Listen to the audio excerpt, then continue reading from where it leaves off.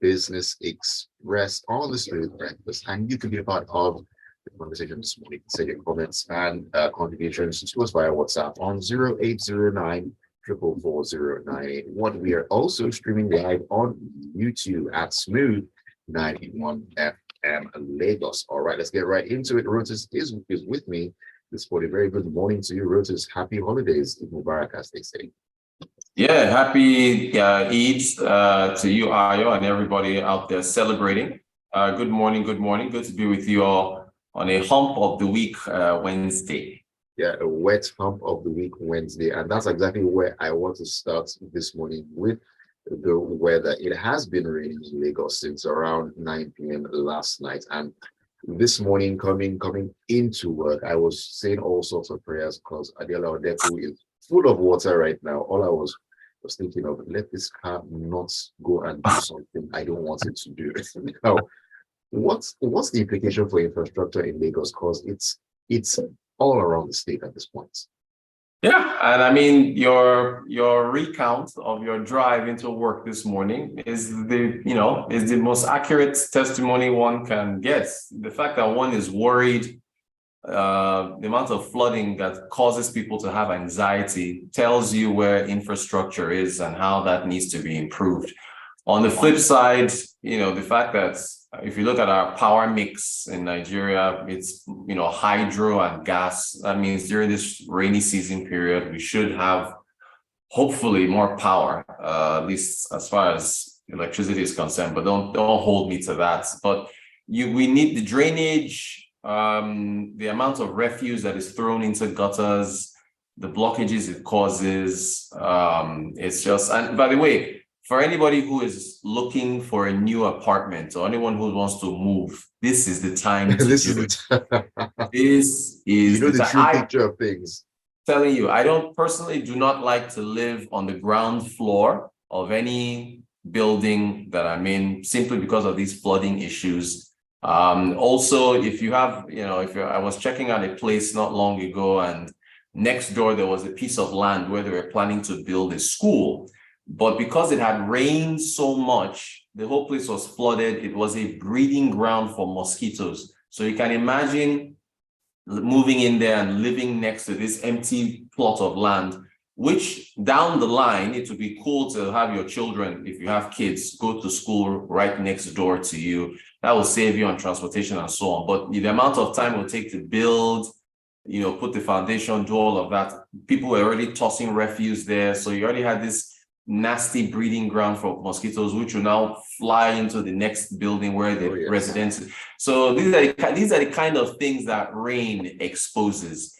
The flooding, you can, so real estate implications for anybody who wants to move. This is the time to go and check out apartments. And also, but here's the thing, traffic, because of the fuel costs now, well, on some days we're seeing less cars than usual.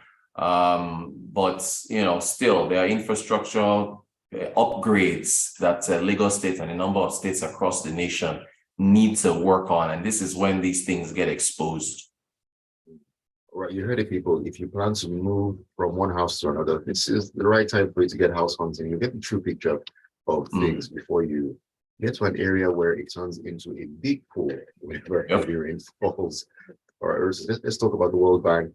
In its latest Nigeria Development Update report, praised President Tinubu's reforms. What exactly did they highlight?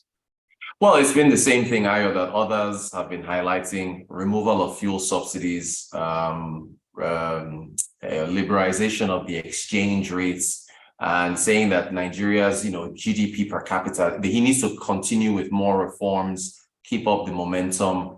And so I mean, it's just the same thing everybody else has been saying so far. The report just came out yesterday, so I just thought to just highlight that part. Well, let's just echoing, what has been said before about what is going on in the new administration. Now, all right. So still speaking about the World Bank here, what did they advise with respect to the inflationary shocks that are impacting households, which are really, really impacting households, truth be told? Yeah, I mean, we just said, that less people are driving because of the increase in pump price of fuel. So that's going to squeeze disposable income. There's also the, exchange rates, customs increasing prices. I mean, things were import dependent. So prices of items are going to increase. Fuel in particular will flow through transportation costs. So they said they should do targeted financing. And I'm waiting to see how this thing is going to work, because they said it has to be data-driven, targeted financing. So you're going, these are the things that expose a lot. You're going to have to know who is the most vulnerable, how much money you're going to send to them, and how long, because you can't do it forever. But I think they said we're looking at 3.6 or 3.9 trillion in savings for 2023, the fact that we won't continue subsidies. So it's not like we have 3.3 trillion in new money that's coming. It's just that you won't have to spend that 3 trillion. So you can now take something from there and, point it elsewhere. But what they said was targeted savings using data. How the government is going to do that, well, we will see, Ayo, because that's going to be challenging. It is going to be challenging, because whenever I hear something has to be data-driven, what automatically comes to mind is the lack of proper data in the country, as it were. So I don't know how that exactly is going to work. Shouldn't it be sorting out or making sure that data becomes part and parcel of everything that is done before you begin to talk about something being data-driven? I mean, you can't drive a car without having tires or something. It's like putting a car before the horse, more or less. I'm glad you mentioned cars, because if there's enough time, we'll be talking about one new fee that car owners have to pay. But you see, the thing is, Ayo, there's just no time. They yanked the fuel subsidies, and we have data, but some people have BVN, NIN, voter registration cards, school IDs, and stuff. It's just that it's so scattered, and you need to harmonize it. So.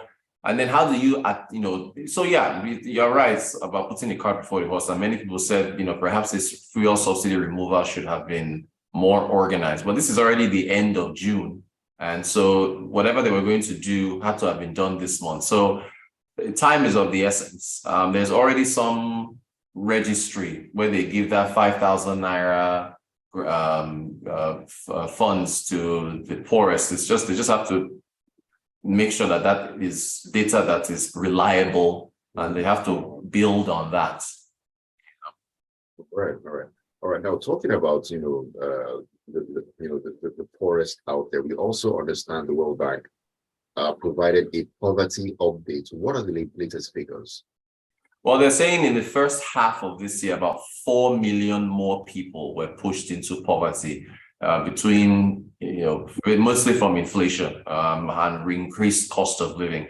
Now, that's the first 6 months of this year. Fuel subsidies were removed end of May. So those extra 4 million people that were pushed into poverty doesn't even take into account this now increase in fuel pump price. So depending on how quickly the government moves to target the poorest, maybe they can alleviate that number between now and the end of the year. But if they don't, then it's very likely that 4 million figure will climb as we get closer to the end of the year. So the clock is ticking.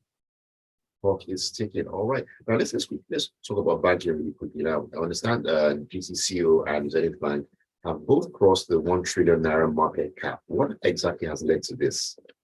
Yeah, I mean, nothing much to say there. The banking sector has been on fire, even since the liberalization of the exchange rates, the promise of monetary policy reform. So GT we both closed at 34 naira. I think GT 34 naira 40 kobo, Zenith 34 naira.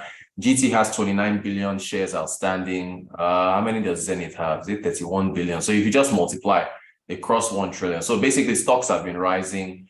Both of them are up double digits, and so it's just a milestone and just a reflection of investor interest in the banking sector, particularly in Nigeria.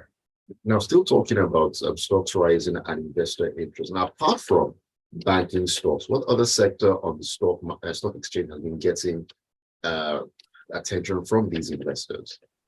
Downstream oil and gas. And again, that's the flip side of the fuel subsidies. So Total, MRS, corn oil, all these guys whose profit margins will increase from being able to sell fuel at a higher price. That sector has also been getting a lot of interest as well. All right, interesting. Now let's talk about what you mentioned earlier that got me laughing. And this new vehicle ownership annual fee that Nigerians will start to pay this year. What is that about?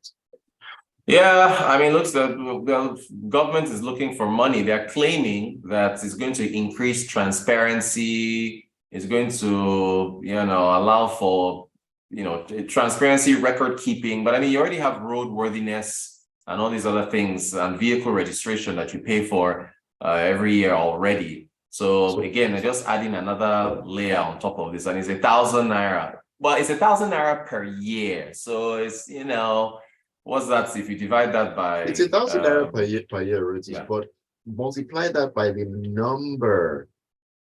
Right. So there's cars out there.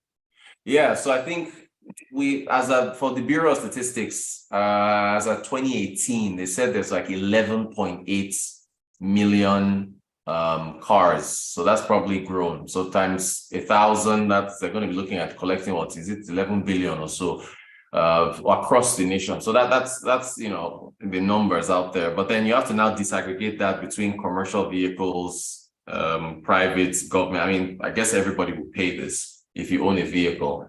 But yeah, so it's that they always try to justify these things, saying transparency and more data on owners, but I don't see why they are. It's just, look, the government is just looking for more money. I mean, like you said, like you said, after paying for your vehicle license, after having paid for your roadworthiness and everything, I mean, what more data would they want to collect? Exactly. All right, let me take a message from WhatsApp here.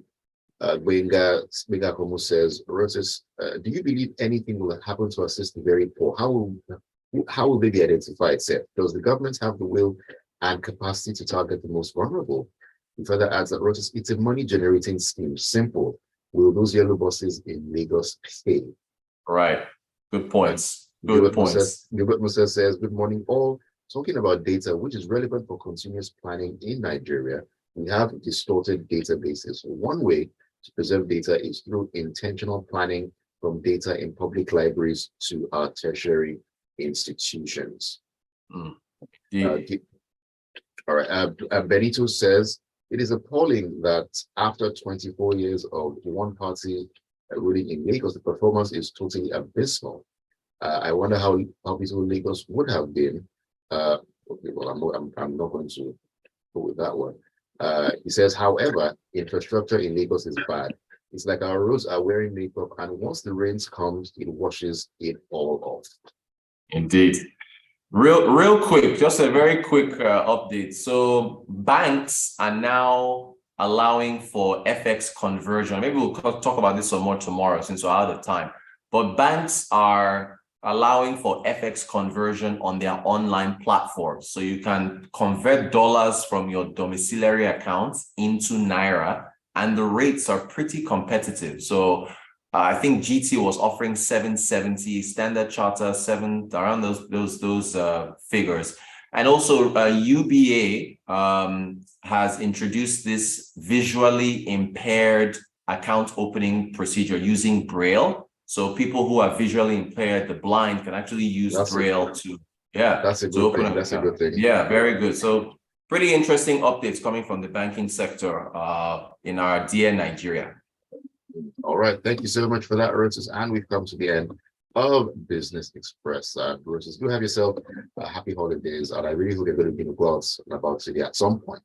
And all that. I hope so too, Ayon. Thanks you so much. Thanks for all the messages as well. Catch you guys later. All righty. Have a great one. All right, Smooth 98.1. Still so much more to come on the Smooth Breakfast at 7:30. It'll be time for Freshly Pressed. And at 8:15, we'll get into the locker room and talk sports. Don't go anywhere. Stay with us. Express.